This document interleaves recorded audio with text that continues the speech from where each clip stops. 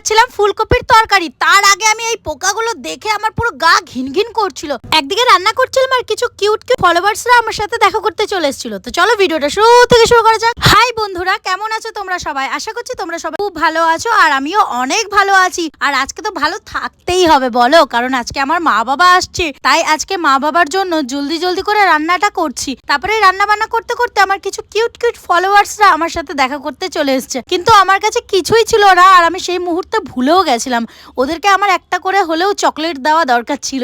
সব বুনুদের বলছি, তোমরা যদি আবার কোনোদিনে এসো তাহলে আমি তোমাদের অবশ্যই চকলেট খাওয়াবো। তো আমি ফুলকপিটা না সিদ্ধ করেছিলাম হালকা 2 মিনিট। তারপরে দেখছি ফুলকপির থেকে পোকা বেরিয়েছে, আর দেখে পরে তো আমার মনে হচ্ছে আর খাওয়াই যাবে না। আজকে আমি রান্না করছি ঠিকই, কিন্তু ফুলকপিটা আর খাবো না। আমি এইসব ভেবে ভেবে রান্নাটা করছিলাম। আরে এবার তো তোমরা নিশ্চয়ই ভাববে যে আমি নতুন ইন্ডাকশন কিনেছি, কিন্তু হঠাৎ করে আমি গ্যাসে কেন রান্না করছি।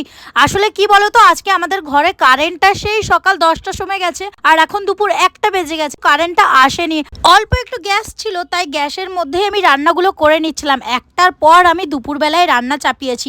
তারপরে দেখছি হঠাৎ করে লাইন চলে এসছে। তো কি করব, একদিকে গ্যাসের মধ্যে ভাত চাপিয়ে দিয়েছিলাম আর ইন্ডাকশনে আমি তরকারিটা বানিয়ে নিচ্ছিলাম। তারপরে এখানে যা হলো, পুরো মাথাটা গরম। জাস্ট 2 মিনিট হলো লাইনটা এলো, আবার লাইনটা চলে গেল। তারপরে কি আর করার, আবার গ্যাসের মধ্যেই আমি সবজিটা চাপিয়ে দিলাম। আজকে আমাদের বাড়ির কারেন্টটা প্রচন্ড ডিস্টার্ব করেছে জানো। 2 মিনিট পর পরই কারেন্ট আসছিল আর 2 মিনিট পর পরই কারেন্টটা চলে যাচ্ছিল। আচ্ছা একটা কথা বলো,